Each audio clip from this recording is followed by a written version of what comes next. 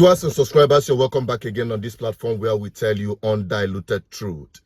Dangote, in a recent interview in one of the international media platforms, had sparked a lot of rage among Nigerians. When Dangote compared fuel price in Nigeria with that of Saudi Arabia, people are listening to them because the man don't use in hand buy market.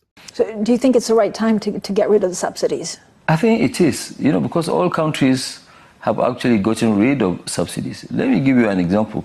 Saudi Arabia used to give what Saudis, the citizens, believe that, look, oil is our own God-given gift. So the government shouldn't charge us for it. So government were selling it at a very low price.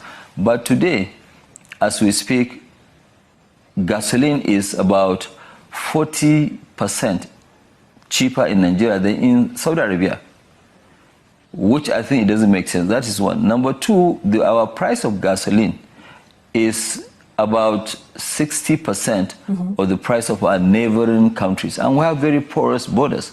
So it is not sustainable.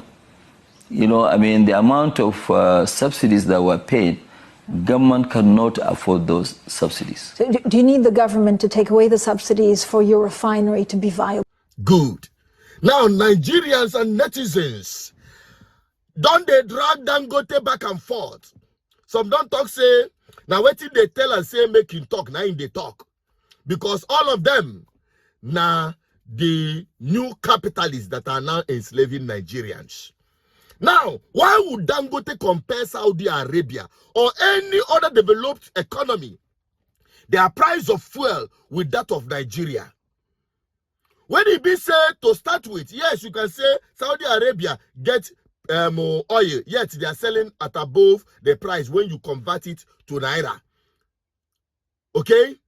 But you forget, say, the per capita income of an individual in Saudi Arabia is not the same.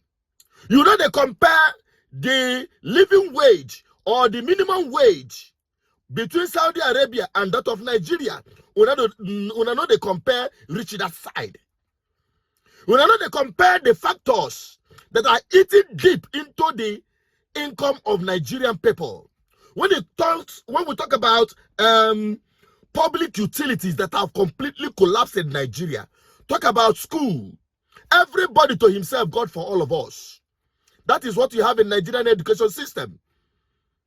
If you think education is expensive, try ignorance. That is what they will use to tell us. Whereas this developed economy, their children, in fact, to take your children to school is a right. And government makes sure that everybody have access to education. Quality education for that matter. The one that we take our children from here and to abroad. I mean the political class and the elite class. To go and acquire the same basic education Oyibo and the developed economy they give their own people free of charge. They talk that one. We're not talking about the hospitals, medical care, which many of you have gone abroad to have your medical insurance, where people are being given medical treatment almost free of charge. In a country where food is subsidized, food is the cheapest thing in that country, in those developed countries. They have taken care of the people. Then they now manipulate energy sector. And one thing, that energy, once the price of energy goes up in any country, the price of utilities must go up. When these people are driving up the price of energy, they have already taken care of the major factors that will eat up your income. Which means, even if you are on the low income earning, you will not be stranded. But in Nigeria, it's everybody to himself and God for all of us. And these people think that we are fools. They will make it look like, what is happening in Nigeria is happening everywhere. Lie. Big, fat lie. The natural resources God gave to Nigerian people, few individuals have hijacked it to themselves. Not only that they have hijacked it to themselves, using the political power they have, they are impoverishing the people, because that is the instrument they will use to recycle themselves in power. That is why they will not fix your school. That is why you will not have good medical service. That is why your children will not have access to job after they have graduated from whatever thing they studied. Yes, this is the undiluted truth we're telling Nigerians. They have weaponized poverty and hunger. We've seen what happened in Edo State, where it is money for hand, back for ground. What will you tell a suffering person that have not seen food to eat about election? He will sell his vote automatically. That is exactly what is happening.